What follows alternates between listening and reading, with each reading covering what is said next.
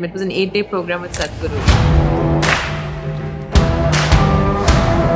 I'd see him playing frisbee, he'd be eating with everybody, and I keep looking at him like I was just intrigued by him, but I didn't want to talk to him. Whoa. And by the end of the program, I just asked him, like, I was happy in my ignorance. Now I'm completely confused.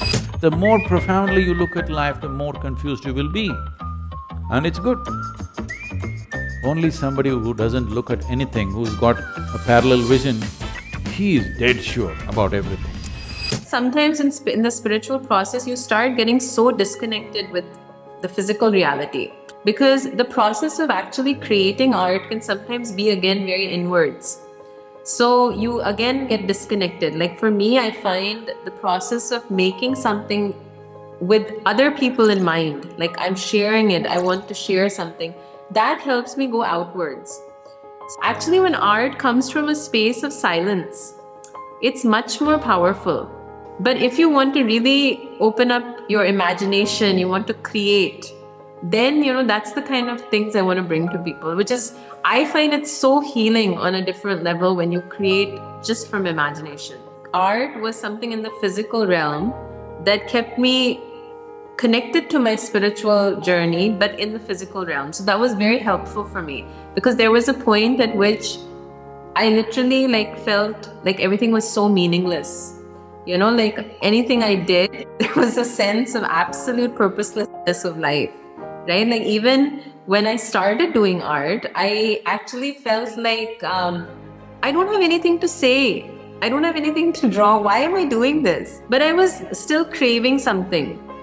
So so that process was on, and that's when I actually went for the Devi Consecration in 2010, at the Isha Yoga Center with Sadhguru. So should art be an expression of what's happening within you? If what's happening within you is so beautiful, please do it. Otherwise, art is generally a little reflection of creation. You caught some beautiful part of it. You can't catch the whole of it. You want to imitate the creator a little bit, in your own little way. Because you can't catch the whole cosmos, you caught one bit, maybe you just painted a leaf or a flower or a bird or something. Not necessarily in its realistic form, maybe in a funny form, maybe it's a cartoon kind of painting, it's an abstract kind of painting, it is something else, it's okay. But whatever you do are only images that you've gathered from what's around you. There is nothing else for you.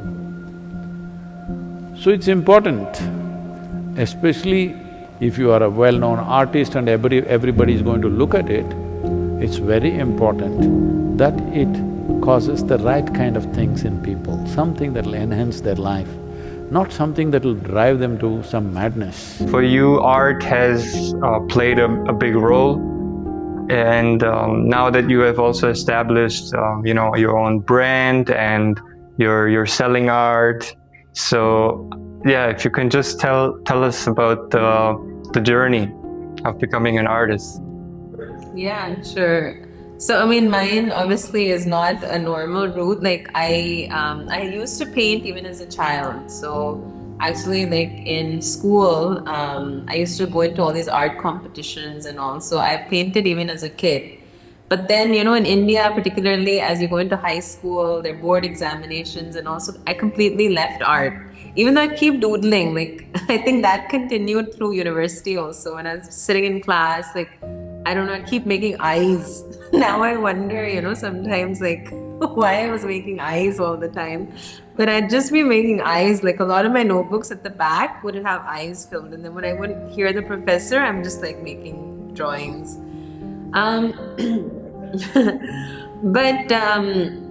So I went into math and computer science in University of Waterloo. And the whole thing, that time IT was booming. It was 2000, well, this is I finished high school in 1999. So that whole 2000, 2001 time was all about IT.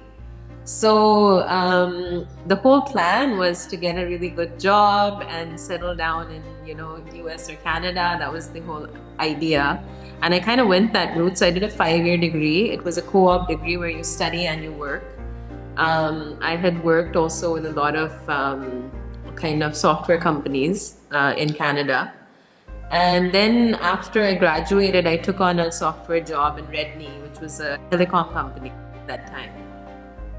So I worked for about 2 years. But then I don't even know why, like an itch started. Sometimes I feel like that was actually when I started. I feel like Sadhguru entered my life at that time, actually. Like, even though I physically met him later, it was almost like that was the period where there was an itch that started in me. For me, the way it played itself out was I wanted to find what I love to do. Actually, that's where, so in my awareness, that's how it played out. It didn't play out like, oh, I want to leave everything and go to some mountain, or it was not like that. For me, it was, what is it that I really love to do? Like, what am I doing? I started questioning everything. So it was kind of like the questioning period started. I was working, going to my, 10 to 6 job. I was doing, everything was fine, but I just started feeling uneasy. So I think it was around that time that I just actually came to India. So my dad and my parents were in India at that time. And I took on one job here, which was kind of in education. It was completely different from what I had ever done. So I came back, and my father had actually already done the program with Sadhguru, but I was not very keen. Like, it was not that I was searching for yoga or that I was keen to do meditation. So I actually joined a company that was working with children in the outdoors. So we were doing, we would go to camps, do trekking, backpacking. Children would learn about themselves. It was a lot of self-development through outdoor activities. So I started enjoying that, and I kind of got so into it that I was like totally not even interested in going to the ashram. Like, my dad booked wholeness program that time. It was an 8-day program with Sadhguru. So he booked that for me, and he just said, why don't you go and do an 8-day program? And I was like, oh my God, like, why do I want to go do yoga at this time? Like, I was like 25. You felt like you were fulfilled, you don't need it? Yeah, so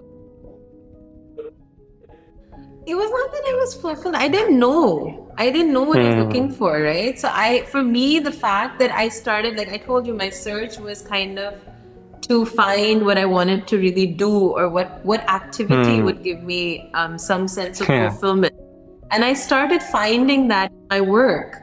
So I started feeling, well, this is where I'm going to move. Like, I'm going to maybe do a master's in education. Like, my mind started working like that. It wasn't thinking about a spiritual realm, right? But then I went for this 8-day program since my father had booked it. And I was initially very skeptical. It was a big program. People from all over the world had come. So I was kind of intrigued by, the space, by the monks, by the way Sadhguru was talking. But I would like sit at the back with my hands folded. I'm like, okay, what is he going to talk about? Like, I don't know who these gurus are. I was very much, even like gurus used to be something where I felt like they're kind of like, cult. So my mind was like that. And I'd see him playing frisbee, he'd be eating with everybody, and I keep looking at him like I was just intrigued by him, but I didn't want to talk to him. I didn't want to have anything to do with this whole thing, And then after 4 or 5 days, there was a part in the program which is like an initiation process, right? At that time, it was into the Shunya meditation. So that's when I actually went through that process. Sadhguru initiated us in Shunya. And, Stephen, I came out, and another world opened up. I didn't know what happened. Like, it was like my whole body started moving. I just had an experience which was completely non-physical, but I didn't also consciously understand what's happening, but it just completely shifted the gears for me. Like, I just suddenly started getting pulled to Sadhguru. I wanted to be around him. And by the end of the program, I just asked him, like, I was happy in my ignorance. Now I'm completely confused. Oh my God. And he just said to me, just keep doing your practices, So this became my mantra. Like I still continued working. I was going for these, camps in Himachal. They also had a branch in Delhi. So I was working continuously, but I would go into the bathroom to do shunya. Everybody knew I have to do shunya. Like I won't stop Shakti Chalan and, shunya. And my parents were also like shocked because I was not a disciplined type of person. But the practice became like, I won't leave. I can relate to that. So that's kind of, yeah, it's like, you're not like somebody who's so proper about anything. But now I was like, because he told me that, I felt like he knows something I don't know, and that longing to know was so strong that I just wanted to hold on because I was almost curious what's going on. So that's kind of how I kept kind of, doing the practices. And after some time, like I did VSP, there was a feminine program with Sadhguru. So I even went to Kailash Manasarovar in 2007 with him. So all these things kind of led me to, and while I was doing this, I was continuing my job. So I was working with this company called iDiscover in Delhi. That they were into this experiential learning, and they were also into schools. So I was working with children at that time. But after the Kailash Manasarovar trip, which was almost after about 1.5 years of me doing the program, I really kind of wanted to go to the ashram for some time. So that's when I kind of took a break, and I went there and I was put into some sadhana. And, I stayed there for about 5 to 6 months. I also, worked a little bit with the homeschool.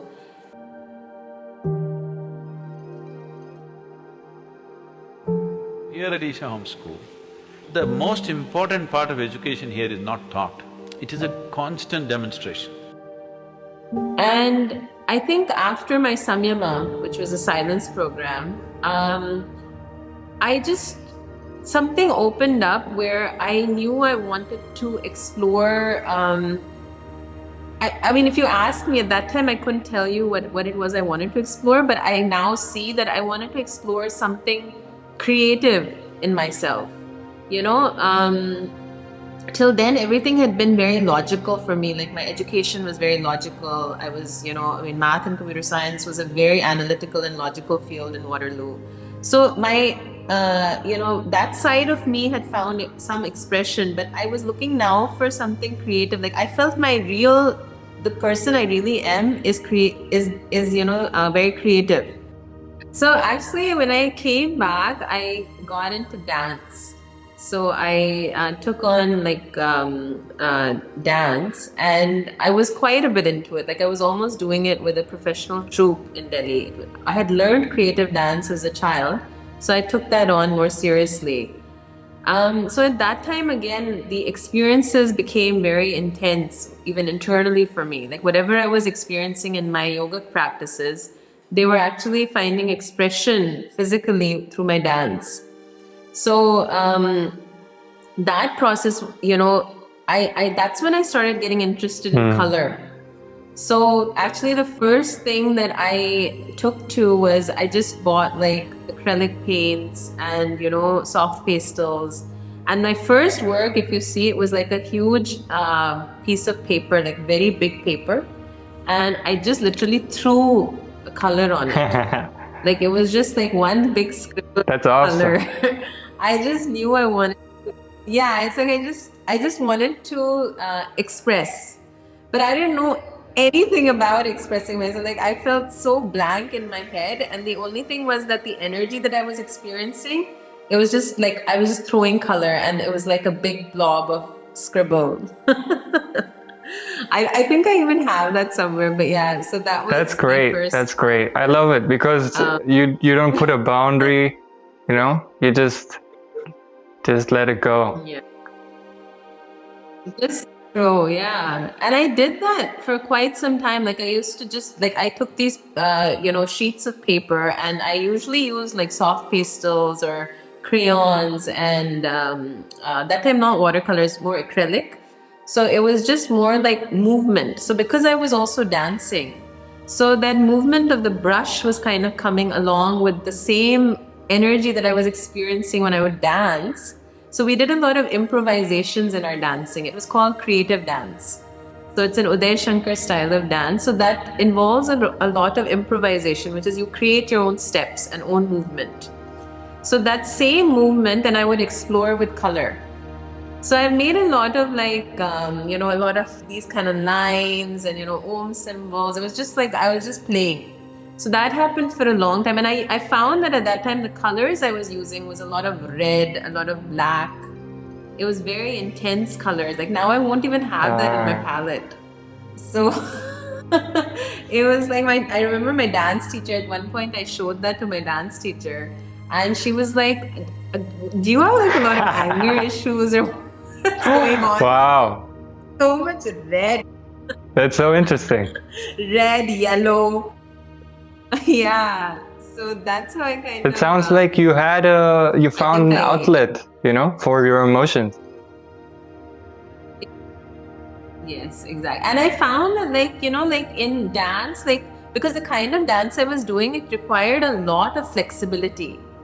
And I kind of had some issues with being too flexible. But when it came to art, then there was I didn't have any restrictions. So I could fully explore that movement. Like even if I couldn't do a complete backflip, but that same thing I could explore in movement, in painting. So that's kind of also where it was coming from, a place where I can fully explore what's happening without the restrictions of the body. Wow. Yeah, so that's kind of, I think I did a lot of abstract work. So I used to write poetry also. So a lot of my, initial work used to be like doing artwork, and then I'd write poetry with it. So this happened for quite some time. So that's kind of where it began. And then I kind of started, so this was still before the Devi Consecration. So this was around 2009 that, this whole process was going on. And I think it was around so before the Devi Consecration, I also was looking at finding an art teacher, because I wanted to now start finding some structure to my art. So I found one, really good teacher, but basically we were doing still life. So I enjoyed that.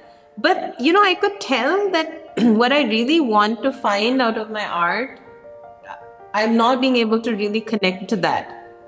So we would sit, she'd give me a lot of still life. I would do sketching, so it was a very normal kind of what you learn in art school, actually sitting with objects and, sketching them. Going outside and sketching, doing, different objects, plants, whatever, fruits and all that I was doing. But I was still craving something. So so that process was on, and that's when I actually went for the Devi Consecration in 2010, at the Isha Yoga Center with Sadhguru. Stephen, that, I think it was a 3-day thing. It just shook everything. And then I stayed there for 2 months. So it was I came back and I just felt like I don't know where to start. It was almost like a restarting now. But there is something so intense that kind of is going to guide you. But I didn't know what to do. I was looking around, and somebody told me that there is one lady, she's a very known artist in Delhi. And she has a studio. So I went there, and, she was not even there.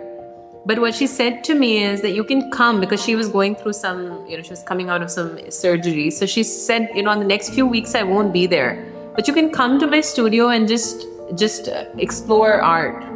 So I thought, what am I going to do? Going to her studio and, sitting there with paper, what am I going to do? But that urge and desire, and her space was so creative that when I went down, that energy was so vibrant that I think that space pulled me. So the next day I came with all my, supplies and everything, and I came to her studio, and I really did not know what to do. But I just kind of let myself evolve. So she's told me you can use books, you can use objects. And it's very natural in me to try to create art to tell stories. My thoughts. Okay. Feel it sounds very much like you had an urge within you to express yourself. You were not finding the right channel, and then you found guidance. Guidance in through the Devi Consecration, which then led you to this teacher, or this person who offered you a space. Yeah. And it sounds very much like something within you was guiding you to find the right people, to find the right places. Yes. Yeah. That's so true. I mean, like, I started working there, and I just used to come. Like, I mean, she came back after a month, and then she kind of saw my work and helped me. Like, I think she very early on picked up that I am completely an intuitive artist. But for me, the struggle for a long time was that I used to keep wondering if I should go to art school. But I had also become very heavily involved with, volunteering, being with Isha at that time.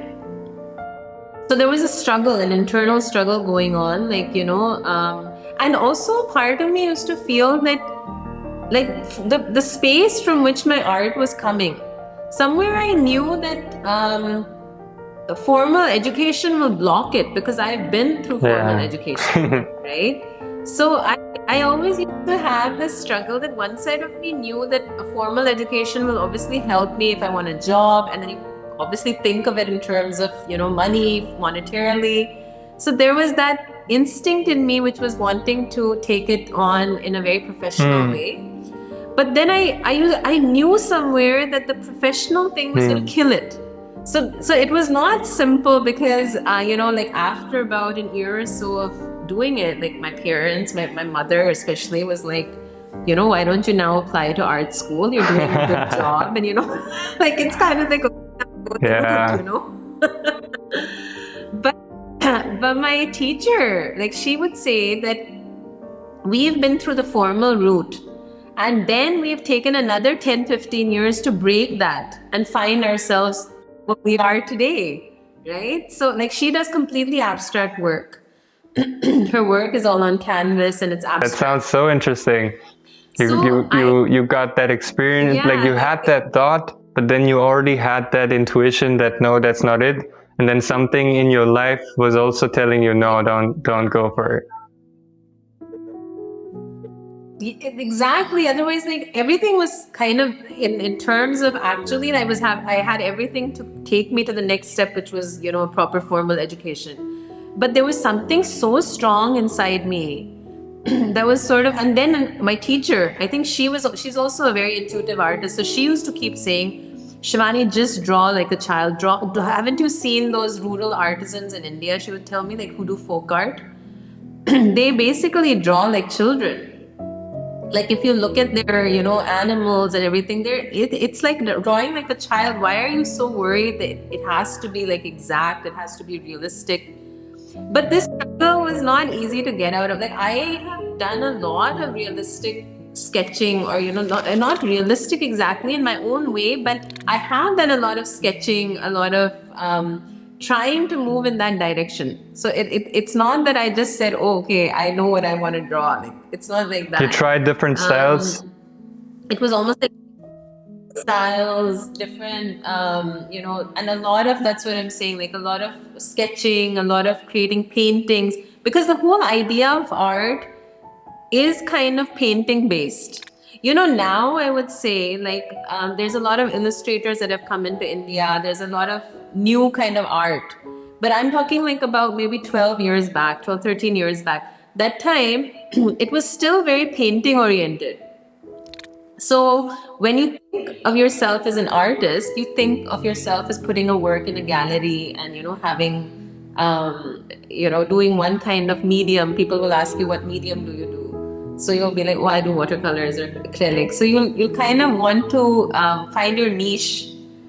So that's kind of what started happening to me. Even though I explored so many different mediums, like acrylic and watercolors and, even mixed media like wood. So I did a lot of different, mediums. But I found, like, slowly watercolors was the one that stuck to me. I think it was the nature of the watercolors. They allow you a lot of fluidity, a lot of movement. And I again see that the backbone of my work was my dance. And actually, I had to leave dance because I had a very severe accident around 2010. So I couldn't keep up with my dance, and that's why now I put in all the energy into my art. But the way that I experienced art was very similar to dance. So if you see, a lot of my strokes always have a lot of movement in it. So yeah, so that's kind of where it comes from. So And, if you're thinking about someone who is thinking, let's say there's someone out there who is listening to you and who wants to become an artist, who wants to paint, or who wants to become an illustrator, how would you go about deciding or making that decision if one should go for an art school or not? And if somebody does not go, then what is the best way to learn art? So I think first, I think the first thing is to play and explore. So whether you're a child, whether you're an adult who's still considering going back to, art school, the first thing is to just find yourself, in your artwork. So if it means exploring in whatever way works for you, so it's not that the same thing that worked for me would work for you. Maybe you are a realistic artist, so you enjoy making landscapes. You can go out. Like even for me, I would go out. I've gone even to these, some of these monuments. I've done sketching. I've gone to, outdoors like gardens. I had sketched a lot of flowers, plants. So you can really kind of diversify in terms of what all you are going to sketch, try out different things, try out even cartoons, try things out.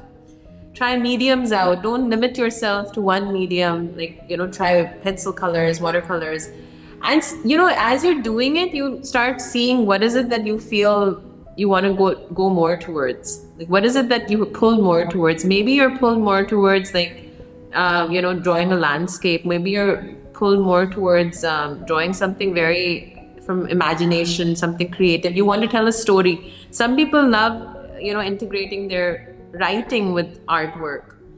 So it's kind of, I think, about some amount of time you should just let yourself explore. And does one need a mentor? And then, does one need somebody who will teach you, or would you say you can learn it just by doing?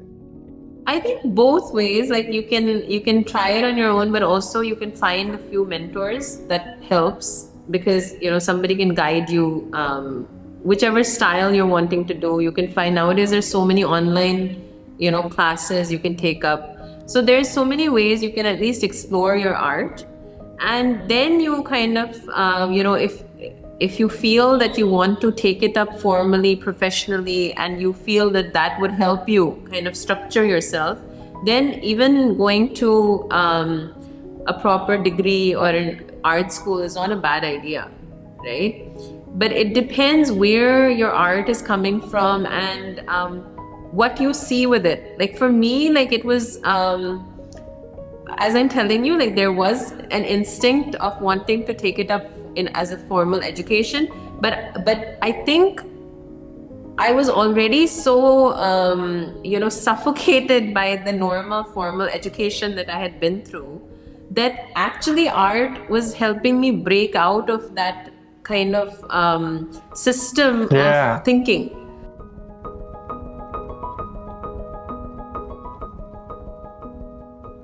Look at what you have with you already. When you're doing your art, if you're already connecting to your work and you already have a style building, then it's not necessary. Then you may have to just gain some skills.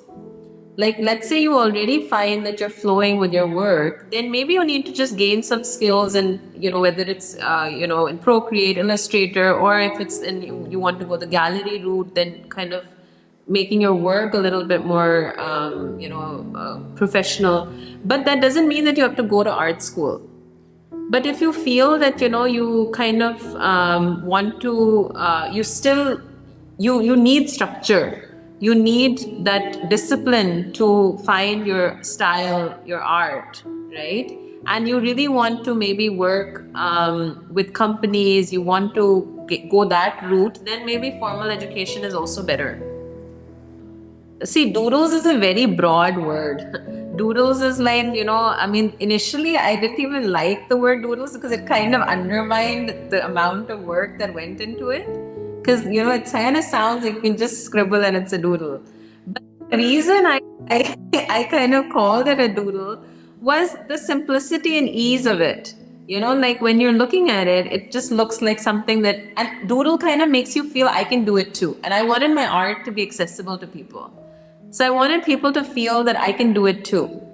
So that's kind of where the word doodle came from. But if you ask me about my style, like it's not just one style because I've done so many mediums, but I think watercolors, watercolor artwork, and of course my more comic-based illustrative style will be the two styles that I would say. So I have a painting kind of style. That's why I sometimes do canvases and paintings.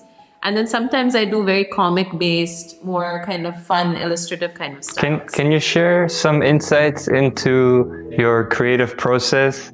Because, I understand that your creative process has always been linked to the spiritual part of your life and expressing your emotions. But how does it happen, like from the initial idea to the finished product? So one is when I'm doing it for myself, and the other is if I'm doing a project for somebody. So they're a little bit different. When I'm doing it for myself, then it's usually very intuitive. So it's kind of like even as like almost every other day, I'm always finding different things I like, whether it's a photograph, whether it's kind of objects or symbols or whatever I like. I keep a repertoire, like a kind of repository of those kinds of things. So I also sketch them. So I already have some things which I kind of have in mind. And then I kind of, you see, sometimes, like for example, if I'm doing canvas work, which is pure painting, I'll just let myself flow. And as I'm doing the work, I kind of build it. So let's say I've just made it blue, or I've just kind of made it red, then I'll start seeing what's going to come out of it. So I almost visualize it as I'm going along, so then I'll add layers to it. If I'm doing a doodle work or some kind of work on my computer, then sometimes I'll use a quote, sometimes I'll use some inspiration. So that's kind of where I start from. Or sometimes it's even like when I'm actually doing my yoga and meditation, sometimes that's when I get the best ideas. Because actually it's at that time, like I've had like paintings actually make themselves, like even characters. I had done a kit called the Awaken Your Inner Goddess kit last year. And those characters had actually come out when I was sitting in meditation. I don't even know, like those eyes and the face, the structure. So I just got up. And this has happened to me many times. I just get up from my kriya and I'll just go sit on the laptop to make it. So well, I know that feeling. Yeah, I experienced the same. It's quite. Yeah. It's somewhere. It's a very. I don't know if I should call it a weird feeling, but it's like something else is within you that you cannot identify as you or something else, but it just wants to express itself. Yeah. Yeah, exactly. And even like sometimes, like when I make comics, for example, it's something I'm going through. Like maybe I've just had an insight into my own growth. And then there is a desire to share that. So sometimes even that will play itself out in terms of a comic in my head. So then I'll go and I'll start like immediately jotting down, like, making a whole slide out of it. So it's kind of, this part is also there. And but when it's more freelance projects and all, then of course you have a little bit more where you plan, you kind of talk to the person that you're doing the project for, what do they require? So it's kind of a back and forth that happens. And then at one point I kind of always let myself free, So whenever I'm doing work, there's one point at which you just have to kind of take risks. Because without that, you're not going to like be able to really come out with something which is original and, you know, different. That's a very good point. Yeah. So that's, Because I feel like so that's something I find. as an artist, there's oftentimes a certain struggle to understand, okay, I'm done with it, or, you know, I'll just do a little bit more, I'll just adjust a little bit more. I feel like, you know, making that decision to say, okay, it's done. I feel like that really takes, like you said, you know, letting it go. Just don't try to be perfect. Actually, you know. I mean, I don't know how did you overcome that perfectionism that I feel like as an artist it comes quite naturally. Definitely. In fact, that's something I remember when I used to be at my teacher's studio. Like, so many times she used to get mad at me because I would just go on with the painting. She was like, I just saw the painting. It was so amazing. What have you done to it? So she was the one who used to keep telling me that, Shivani, you have to stop when you feel it's done, right? And I think that started kind of happening. Like, as I used to make work, there's a point at which you just stop. So it's kind of become automatic now. But I think you kind of know now, like for me now, intuitively, I know one more mark or stroke on that painting and it's gone. It's kind of like that. Like, it's giving you a vibe. And sometimes you even make a artwork which you know has no vibe. You know, like, it's not that every time you make an artwork, it's like amazing. You know where the artworks kind of, you can and feel how it. do you overcome like that judgment, you know, like this painting is so good, this painting is not so good? How do you manage that? Because I mean, not every painting will be the best. I mean, of course you should strive for that and do everything that you can, but how do you deal with that? So I think when you keep making work, like, you don't stop, right? Like see, the problem is when we make something, we don't like it, and then we're like, okay, I can't do this. That's where the problem is. But if you are never gonna stop, then there is no problem. So it's kind of like, okay, I made a bad one today, tomorrow we'll try again. So it's kind of like that. Like, for me, I know till I'm alive I'm gonna paint. It's not even like, it's just like that. So it's kind of like, okay, some things are gonna be, I mean, I made so many messes in my life, right? Like, there's so many unshown paintings, or even today artwork sitting on my Procreate, which I hate. But it's funny, like, some people like those. Like, yesterday my mom was looking at some of my work, which I haven't posted. I said, I hate this. And she's like, my God, I love this. Like, the way, you know, she started talking to me about pictures, I realized it's not even always that what you're feeling about it is the same way the other person's going to look at it. Right. So that's there too. Yeah, I understand that part, because it's your own opinion and other people's opinion are different than your own. And I mean, you talked about making risks. So I feel like that also comes into play. If you publish something that you might not think is the best, someone else might look at it and feel like, oh wow, this is the best. Yeah. And the thing is, actually, for every good artist, after they finish a work, it's almost like you want to do something better, right? So it's like you're never going to be satisfied with your work. So that's actually a good thing. It's kind of like, for me, I found like I'm happy when I see something and I'm like, okay, now I could have done this differently. I could have, put this here. So now next time I'm going to do that. And how would you say did art help you with your spiritual process? Because what I've seen a lot is that people focus. I mean, when we get introduced to spirituality and start a consistent practice, and we kind of focus a lot on the spiritual practices and less on daily activities, daily life, and these things. So my question is, how would you say did art help you to keep your spiritual practice alive throughout the day? Yeah, I mean, I think art helped me keep myself grounded. So art was something in the physical realm that kept me connected to my spiritual journey, but in the physical realm. So that was very helpful for me, because there was a point at which I literally felt like everything was so meaningless. Like anything I did, there was a sense of absolute purposelessness of life, right? Like even when I started doing art, I actually felt like I don't have anything to say. I don't have anything to draw. Why am I doing this?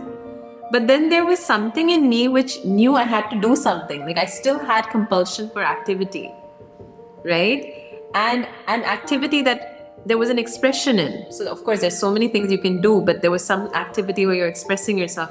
So like painting became actually a way where I am doing something, like let's say I'm sitting in a garden, I'm making something, or if I'm going outside, I'm connected to physical life, to the physical world.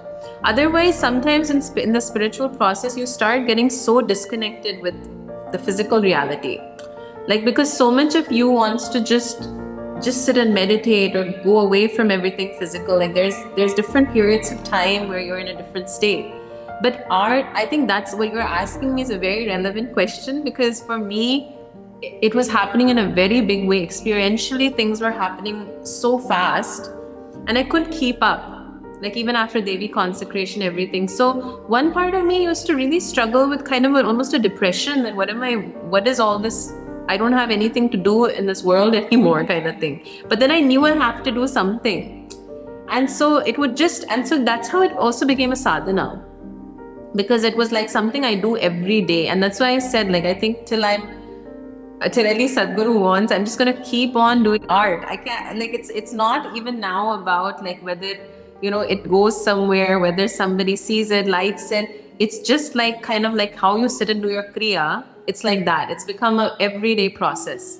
Yeah, but what I also feel is that what oftentimes happens is that we do our spiritual practices, and then we go into our daily life and make food and go to our job, and we kind of lose that awareness. And one thing that helped me as well was that I look at my job and what I do also as a form of art, and it really helps me to keep up with the awareness and keep up with the awareness in terms of really paying attention to something, so that's being very involved. And also, no, I was gonna say, like, also that was one of the reasons why I got into making products out of art, because the process of actually creating art can sometimes be again very inwards.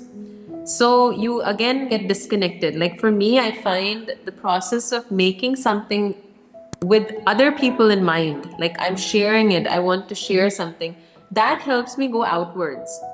So that's another reason why I moved into products, because it used to help me always look at how would people enjoy this, how will they be able to keep something on the table which connects them. So it became a sharing rather than just a process of going inwards. Yes, yeah, that's great. I mean, you found a way to express yourself, but you also found a way to contribute to other people. This question and the struggle of how much of spiritual process should I do and how much of whatever is called as life I should do.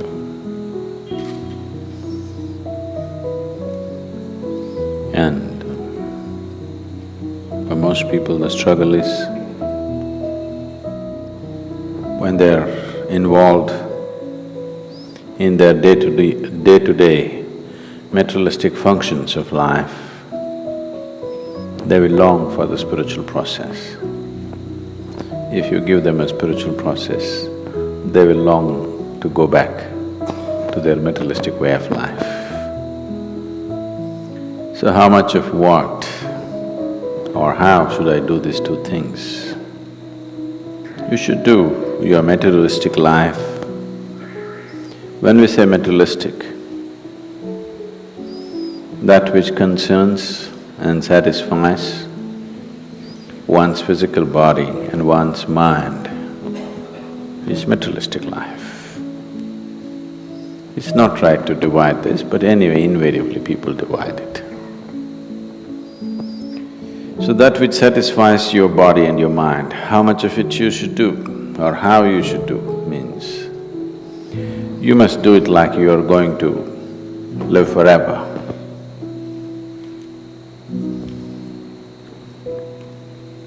How much or how I should do my spiritual process, you must do it like today is your last day. From the beginning, I used to even I had a lot of other artist friends and all in the studio that I was working in.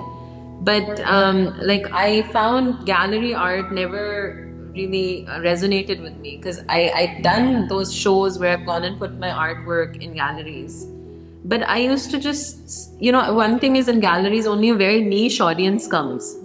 So I used to feel this is not the only people that I'm making my work for. And I wanted to also keep the cost low. So because like prints, when you print something, it's much lower cost. If I'm giving you an original artwork, it's going to be expensive. So that way also it was very, it helped me keep everything in a way that every common person, basically I wanted art to reach anybody and everybody. I didn't want it to be limited to a certain kind of audience. And that's another reason, like if you ask me, sometimes I feel at some point I may explore absolutely abstract art. Like I feel sometimes I don't go that route because I know there are a lot of people that are not going to be able to relate to that. But if I've done that also, actually there's some watercolor works of mine I've never shown anyone, but I also do that. Those are like completely like silent works I do, which are like, very few people will kind of connect. It's very subtle, but those I do for myself completely. Like those are not that's when I'm not bothered how other people are going to perceive it or how they're going to connect to it. Yeah. Yeah, and a lot of people, when they go into a studio, into an art gallery, they'll look at work and they'll say, I don't understand this. There's so many people that they'll feel completely confused when they see artwork. Like, what am I supposed to make meaning? What kind of meaning should I make out of it? So at that point, you have to really be in that zone of just feeling. There's no meaning. So that zone, if you have if you're interested in exploring that, then you'll enjoy it. Otherwise, you won't. And there are lesser people that, would enjoy that zone. And I think it was I was volunteering in ashram around 2018. That's the first time I remember I was really tired after my volunteer activity. And when I came back to my room, I had few colors and a small notebook. And I just had an urge to make something. And there was no time. It was I think, just 15 minutes before I had to go to bed. And that was the first time I just doodled. It was a pure doodle. And I put that out and I remember so many people connecting to that work. It was so fun and, just coming from the heart. And I started making a few works like that, but still that thing in my mind that, okay, I'm still in the painting zone. Then when COVID hit in 2020, I still remember Modi announced this whole lockdown. I was away, I was not at home. And I think everybody was in such a depressed kind of state. And at that moment, with everything being so vulnerable, I just thought to myself, screw it, Shivani. Just do what you really want to do. Forget about, projecting yourself as an artist and wanting to be a painter. Just put stuff now which is coming from your heart. And that's when I started Doodles of Wisdom. I remember that night I just started that page and I started putting all my illustrations. And the kind of responses, and then I started holding art challenges on that page. Like during that COVID time, it just took off because it was something that people were looking for. Just art that was not, you don't have to be an artist to paint. That was my whole idea of Doodles of Wisdom. You don't have to be an artist to paint. And that's actually like going forward, whether I want to do workshops or, activities with people, it's not about doing realistic work. If you want to do realistic art, there's so many artists that can teach you that. I'm not the right person. But if you want to really open up your imagination, you want to create, then, that's the kind of things I want to bring to people, which is, I find it so healing on a different level when you create just from imagination. So that's what kind of Doodles of Wisdom is. It's a place to, create art of the heart, as I call it, and of course, Sadhguru is a big inspiration in it, because most of my doodles and my illustrations, they started off with wanting to also take his words to people in some way. So that was the initial inspiration also, that I wanted to have a fun way of reaching out to people. And I found that really kind of did work, and people started connecting to that artwork a lot. So I do Sadhguru, I sometimes do other people like Rumi also, but of course at the core of it is what he says. Yeah. For me, I don't know, after being so much into meditation and yoga, I find that actually when art comes from a space of silence, it's much more powerful. So intuitive art, I feel, comes from that space. So it's not that you're not connecting to your emotions, but you're connecting to it in a way where you're kind of releasing it, rather than going intellectually and understanding each emotion, which I feel is kind of an endless trap. So I myself have used art, a lot when I've been down. I've had physical problems, or, even gone through a depression phase, right? Just last year, my father passed away.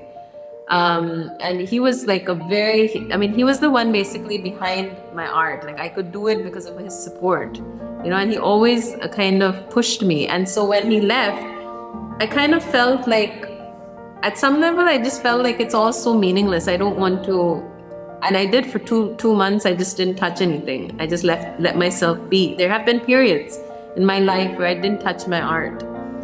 But then it came back to me very organically. So the way I find art always comes back is to, again, just play. Like, I just let go of everything. At that time, even I get off social media sometimes, and I just want to be with my work. And that's when I made one big canvas work. I restructured my whole idea of my art. Like, if you see from last year, there's a lot of change that's come in. So I'm being a lot more free with my work now. Like, I've just decided that, I don't want to restrict myself. Like, okay, when I'm doing a project, I'm doing something, then there's a style. But otherwise, I want to keep it more exploratory. And I think doing workshops will help me with that, because I can also bring that to people to explore themselves through art.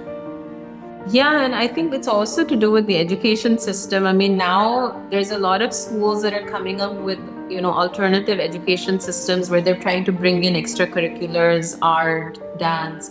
But most schools are still very traditional.